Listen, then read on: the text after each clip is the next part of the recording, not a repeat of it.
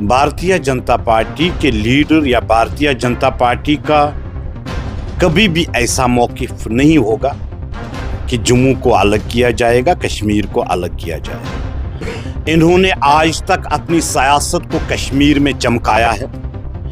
इन्होंने अपने घरों को आबाद किया है। इन्होंने अपने रिश्तेदारों को आबाद किया है। अगर हम ये कहें कि जिस तरीके से इन्होंने 70 सालों से इस जम्मू कश्मीर के आवाम के साथ धोखा दिया है, वो जम्मू के साथ भी किया है, वो कश्मीर के भी साथ किया है। आज तक इस इक़्तिदार को हासिल करने के लिए लाशों के ढेर लगा दिए और हर वक्त इस आवाम को सताने का काम किया है। इन्होंने आज तक अपनी सियासत को कश्मीर में चमकाया है। इन्होंने अपने घरों को आबाद किया है।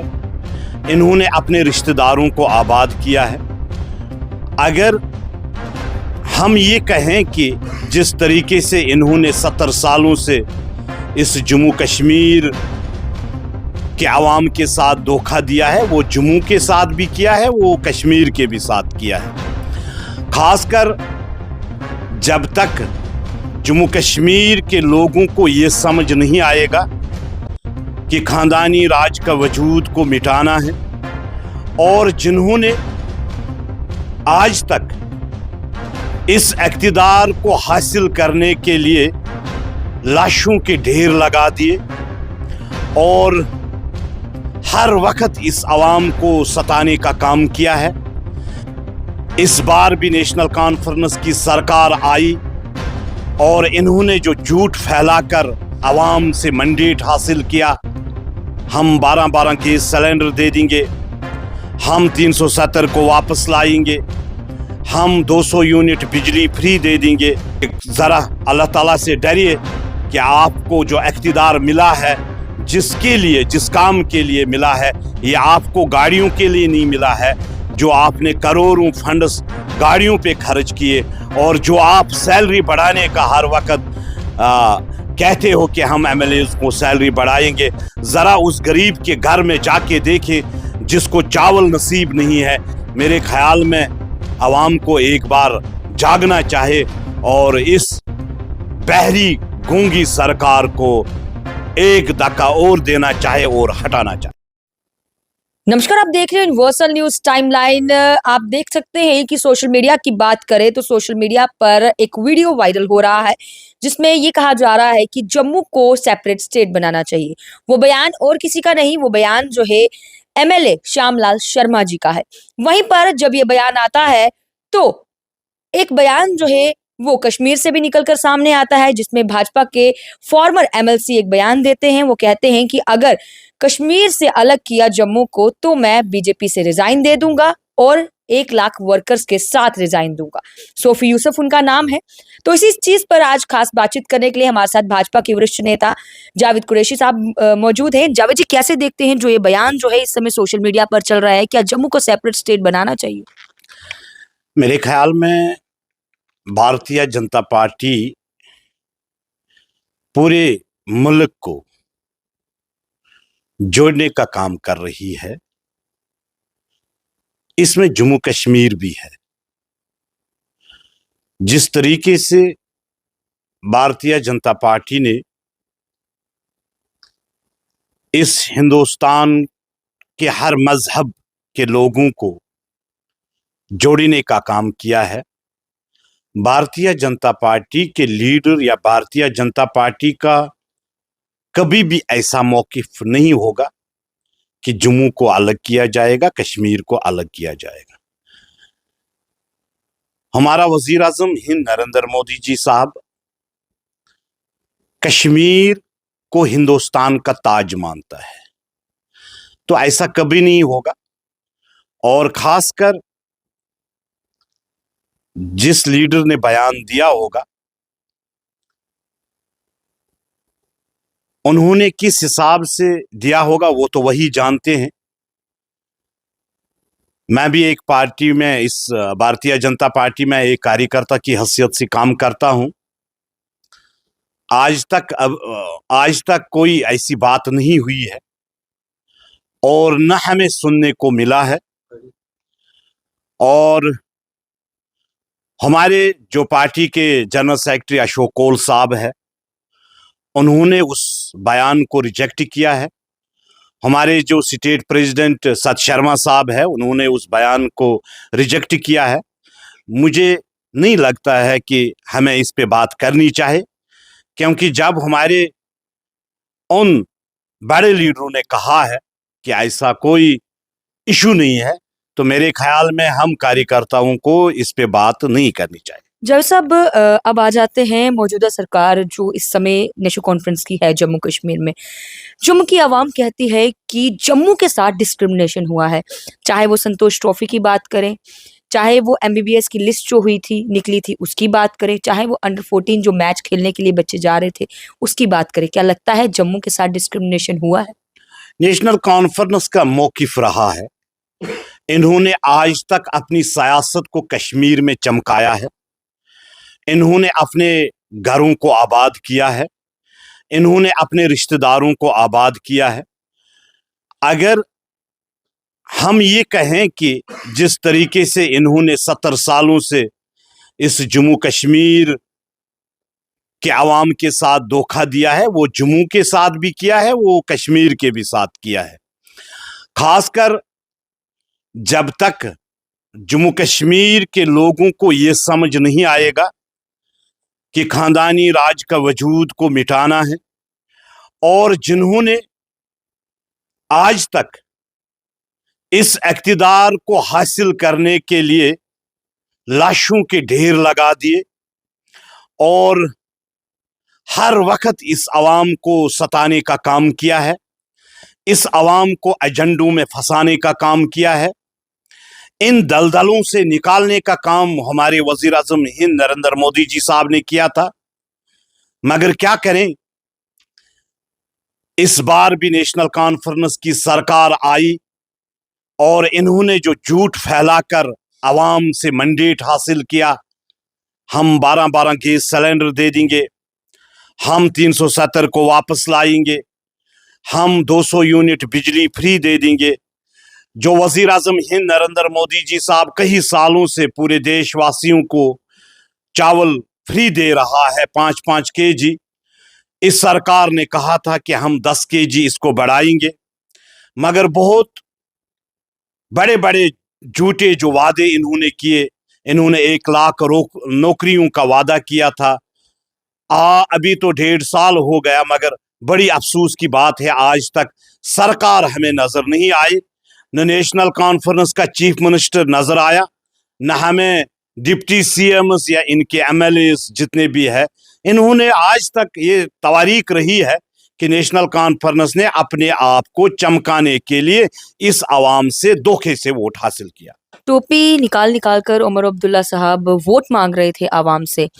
आवाम ने 1.5 साल देख लिया नेशनल कॉन्फ्रेंस को। जिस आवाम ने उमर अब्दुल्ला को आज सीएम बनाया है, क्या लगता है 5 साल के बाद फिर इलेक्शन होंगे, क्या फिर वो आवाम एक बार फिर से नेशनल कॉन्फ्रेंस पर भरोसा कर पाएगी? देखो, ये धोखेदारी की बात है कि एक बार आवाम फंस गई, क्योंकि जिस तरीके से इन्होंने कहा था, गरीब आवाम ने सोचा कि हमें 12-12 गैस सिलेंडर्स मिलेंगे, बिजली बिल फ्री हो जाएगा, हमें 200 यूनिट मिलेंगे, हमें हमारे बच्चों के रोजगार मिलेंगे, हमें 370 वापस मिलेगा। ऐसे बड़े बड़े मुद्दे इन्होंने जब आवाम के पास रखे तो लोगों ने वोट दे दिए और आज तक हुआ नहीं। इन्होंने 1 साल में कहा था कि हम 1 लाख नौकरियां दे देंगे, मगर आज तक वो नौकरियां हमें नजर नहीं आई। और जिस तरीके से अगला इलेक्शन होगा, नेशनल कॉन्फ्रेंस की बड़ी हार होगी। आपने देखा होगा, बाय इलेक्शन हुआ था, बड़गामा सीट से उन्होंने हारा, पीडीपी ने वहां पे जीत लिया, और जो उधमपुर से थे भारतीय जनता पार्टी के नगरोटा से, तो हमारी भारतीय जनता पार्टी के कैंडिडेट ने वहां पे जीत दर्ज की। नेशनल कॉन्फ्रेंस के अगले 70 सालों में कभी सरकार नहीं बनेगी, और आवाम को अब पता चल चुका है। जिस वजीर आला ने कहा था कि जब मीटर लगेंगे हम इन मीटरों को दरियाव में फेंकेंगे, जब सरकार आ गई तो आज कश्मीर के हर गली कोचे में, हर देहात में मीटर लगाए जा रहे हैं।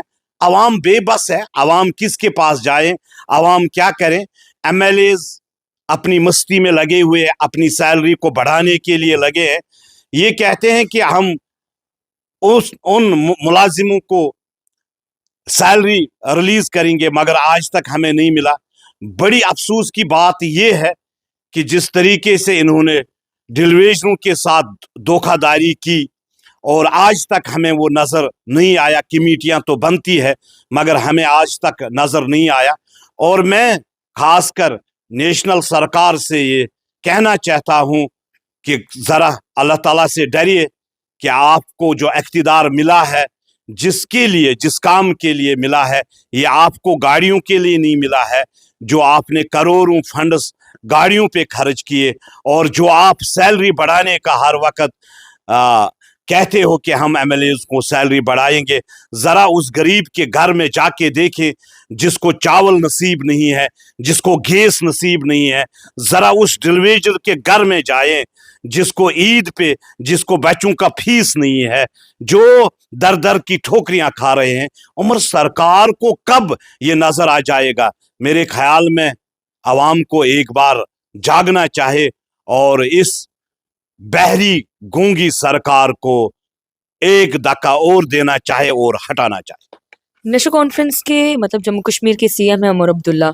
डिस्क्रिमिनेशन तो जम्मू के साथ हो ही रहा है, लेकिन जब श्री माता वैष्णो देवी मेडिकल कॉलेज की एमबीबीएस की लिस्ट निकली थी तो मीडिया के सामने उन्होंने एक बयान दिया था। उन्होंने कहा था हमारे बच्चे मेरिट पास कर कर आए हैं, आपके बच्चे मेरिट पास नहीं करते तो हम क्या करें। इसका इल्जाम आप हम पे मत थोपिए। कैसे देखते हैं इन बयान? नेशनल, मैंने कहा पहले भी, नेशनल कॉन्फ्रेंस की रिवायत रही कश्मीर में एक बयानबाजी, जम्मू में एक बयानबाजी। करना तो इन्हीं को है, हमें तो करना नहीं है। जिस तरीके से इन्होंने हर वक्त हिंदू मुस्लिम को अलग किया है, मुसलमान को मजहबी प्ले कार्ड चला के आगे ले जाएंगे, और जब हिंदू सिख ईसाई को दूसरे तरीके से ये यूज़ करते हैं। इनकी पॉलिसी रही है आज तक, नेशनल कॉन्फ्रेंस की खानदान की ये पॉलिसी रही है।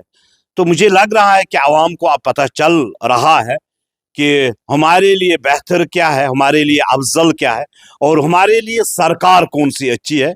तो अब आवाम को इस 1.5 साल में पता चल गया है। तो मुझे लग रहा है कि अगली बार इनकी सरकार नहीं आएगी। जब भी नेशनल कॉन्फ्रेंस के किसी भी नेता से बात करें, जब हम उनसे पूछते हैं कि आपने 1 लाख नौकरियों का वादा किया था, आपने 200 यूनिट फ्री बिजली का वादा किया था, तो वो कहते हैं अभी तो 1.5 साल हुआ है, 5 साल के लिए वादे किए थे, 1 साल के लिए थोड़ी। जिन्होंने 1.5 साल में वादे नहीं पूरे किए, क्या वो 5 साल में कर पाएंगे? मैं तो सीएम साहब से और डिप्टी सीएम साहब से एक ही सवाल करना चाहता हूं। जो आपने लोगों से वादे किए, वोट हासिल किए, आज तक तो हमें मिला नहीं। वो जैसे अमरीश पुरी जैसा चश्मा लगा के फिर पूरे इलाकों में जाना, चेक करना, बस चेक करना इनका काम है। छोटे मुलाजिमों की ट्रांसफर करना इनका काम है। बड़े काम ये करेंगे नहीं, आवाम को ये धोखे में रखेंगे, और इन्होंने 70 सालों से इस आवाम को धोखा दिया है। आखिरी सवाल रहेगा, 2 फरवरी से असेंबली सेशन शुरू होने वाला है, बजट भी पेश होगा। क्या लगता है इस बार के असेंबली सेशन में कौन से ऐसे अहम बिल जो हैं वो पेश होंगे, और इस साल का बजट जो है वो कैसा होना चाहिए? मेरे ख्याल में नेशनल कॉन्फ्रेंस हर तरह से फेल है, क्योंकि जिस तरीके से इन्होंने सरकार में हिस्सा लिया, बनाया, मिनिस्टर्स बनाए, चंद लोगों के हाथ में इन्होंने इख्तिदार दे दिया। जो इनको घरों में दूध पानी लाते हैं, इन्हीं के हाथों में इन्होंने मिनिस्ट्री दे दी। बाकी जितने भी लोग हैं इनको इन्होंने दूर रखा है इससे, और मेरे ख्याल में ये बजट भी फेल होगी इनकी, क्योंकि इन्होंने हर वक्त इस आवाम को दुख के सिवा कुछ भी नहीं दिया। और मुझे लग रहा है क्योंकि जिस तरीके से पिछले 70 सालों से असेंबलियों में बजट इन्होंने पेश किया, उसी तरीके से ये आज भी करेंगे, और हर वक्त इस आवाम को लॉलीपॉप थमाकर असेंबली से रवाना होंगे। बहुत बहुत शुक्रिया सर बातचीत करने के लिए। जिस तरीके से आप लोग जानते हैं कि 2 फरवरी से जो है असेंबली सेशन शुरू होने वाला है, बजट साल का पेश किया जाएगा, लेकिन जावेद कुरैशी साहब का साफ तौर पर ये कहना है कि जैसे पिछले साल का बजट फेल हुआ है, वैसे ही इस साल का बजट भी जो है वो फेल ही होगा। नेशनल कॉन्फ्रेंस ने जो भी वादे किए हैं आवाम के साथ वो पूरे नहीं करेगी और नेशनल कॉन्फ्रेंस अगले 5 सालों के बाद जो है कभी भी जम्मू कश्मीर में सरकार नहीं बना पाएगी। आपकी क्या कुछ राय है जरूर कमेंट सेक्शन में रखिएगा। इस वीडियो को ज्यादा से ज्यादा शेयर करेगा और तमाम खबरों के लिए जुड़ेगा यूएनटी के साथ। वीडियो जर्नलिस्ट के साथ समीक्षा वर्मा, यूएनटी जम्मू।